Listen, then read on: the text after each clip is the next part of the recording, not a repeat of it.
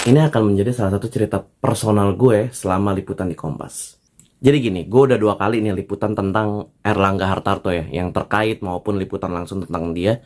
Dan semua liputan itu terjadi di gonjang-ganjingnya Partai Golkar. Nah, Erlangga Hartarto sendiri ini saat ini sedang berada di pusaran gonjang-ganjing Partai Golkar. Bahkan ada yang minta Erlangga mundur dari kursi Ketua Umum Partai Golkar.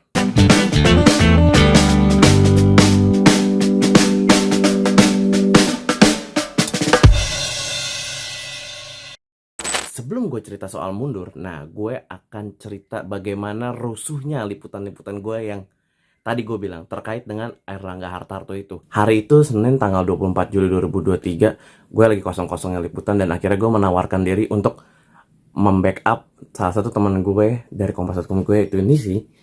Dia sedang liputan di Kejaksaan Agung dalam rangka mengawal pemeriksaan Erlangga Hartarto yang diperiksa sebagai saksi dalam kasus dugaan korupsi minyak sawit mentah. Pemeriksaan itu ternyata total dari datangnya dia sampai selesai dia pemeriksaan dan memberikan statement itu kurang lebih 12 jam.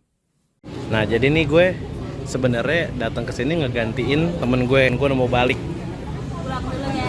Temen gue udah mau balik. Mau main game sambil nunggu. Mau main gamebot. Ini kita masih nungguin di sini. Nah, itu setelah pemeriksaan selama 12 jam Erlangga keluar tuh. Erlangga itu diperiksa selama 12 jam dan dia hanya bilang kalau dia itu dicecer sekitar 46 pertanyaan dan semuanya sudah dia jawab secara maksimal dan dia berharap bahwa keterangan-keterangan yang sudah diberikan itu berguna buat Kejaksaan Agung. Namun sebenarnya nggak itu sih inti pembahasan gue hari ini. Gue mau ngebahas bagaimana waktu itu terjadi salah satu momen rusuh yang dimana pengawalnya diduga mengancam para awak media saat memintai Erlangga Hartarto. Ini momennya.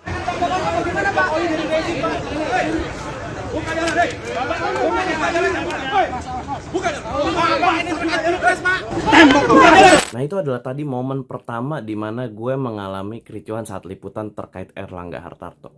Sebenarnya gue nggak begitu menyadari ya momen itu, tapi setelah gue lihat-lihat lagi, momen teriakan itu ternyata memang benar ada. Tapi kalau gue mengalaminya adalah ketika momen gue mengawal masuk Erlangga Hartarto ke mobil, itu mobil pengawalnya hampir nabrak beberapa awak media ya, salah satunya hampir gue juga sih yang kena. Nah, tapi setelah itu tuh Kemenko Perekonomian melalui keterangan tertulisnya ngasih permintaan maaf dan menyatakan adanya tindakan yang tidak enak dari para pengawalan Erlangga Hartarto pada saat dia keluar dari Kejaksaan Agung. Dan dia melalui keterangan tertulisnya mereka menyatakan bahwa pengawalan dari Pak Erlangga sendiri itu tidak ada yang membawa senjata api sama sekali. Oke, jadi itu yang pertama. Dan jadi kan itu selangnya sekitar sehari ya. Gue Seninnya itu di Kejaksaan Agung. Tiba-tiba hari Rabu gue mendapatkan penugasan terkait dengan mengawal salah satu diskusi, yaitu diskusi yang diadakan oleh Gerakan Muda Partai Golkar bertajuk Selamatkan Partai Golkar. Nah, sebenarnya mereka tuh udah ngaku kalau mereka tuh bukan lembaga struktur dari Partai Golkar, tapi mereka mengadakan diskusi yang ingin menyuarakan keresahan-keresahan dari dalam internal Partai Golkar. Ini gue nggak bakal lupa. Buyar semua liputan. Kita nggak dapat bahan apa-apa terkait diskusi itu. Tiba-tiba Pulau 2 rusuh.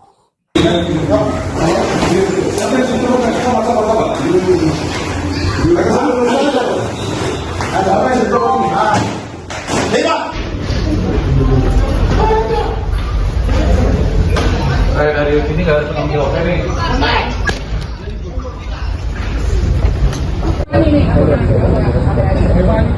Kayak mani kayak tol kayak apa kayak penjara kasihannya.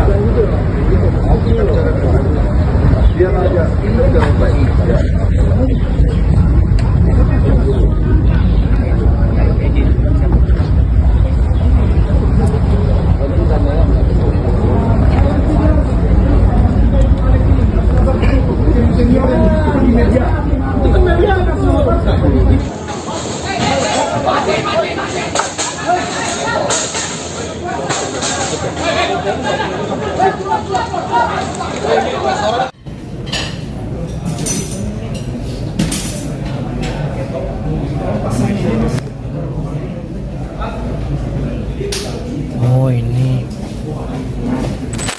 Nah, sekarang kalian interpretasi sendiri deh. Apa sih yang terjadi dalam kerusuhan-kerusuhan itu? Terjadinya pas saat diskusi tentang Erlangga Hartarto, tentang internal partai Golkar. Erlangga juga akhirnya dipanggil ke istana, dan dia di sana memberikan keterangan bahwa dia tuh nggak tahu sama sekali kericuhan, bahkan diskusi itu dari mana. Ini wartawan semuanya sekarang suruh keluar habis rusuh-rusuh di dalam. Gue nggak berani tadi ngeplok di dalam, udah diperhatiin kamera gue. Dan sekarang dari restoran Pulau 2, wartawan-wartawan udah pada keluar semua. Kerusuhan-kerusuhan, kericuhan-kericuhan itu terjadi saat diskusinya membahas tentang Golkar, Erlangga Hartarto di tengah gonjang-ganjingnya partai Golkar saat ini. Nah, itu bisa menjadi bahan pikiran buat kalian tuh. Interpretasi kalian tuh seperti apa? Itu mungkin bisa diceritakan di topik lain, tapi kalau sekarang sih gue hanya nyeritain momen-momen rusuh itu terjadi di saat gonjang-ganjing partai Golkar. Jadi menimbulkan pertanyaan sendiri gitu buat gue. Internal Golkar udah mulai memanas belum ya? Atau memang inilah titik di mana internal Golkar sudah mulai menyerang satu sama lain. Nah, sekian cerita di lapangan gue kali ini, dan gimana menurut kalian? Kalian bisa memberikan komentar apapun, interpretasi kalian apapun terkait momen yang gue ceritakan hari ini di kolom bawah. Dan jangan lupa tonton terus cerita di lapangan hanya di kompas.com.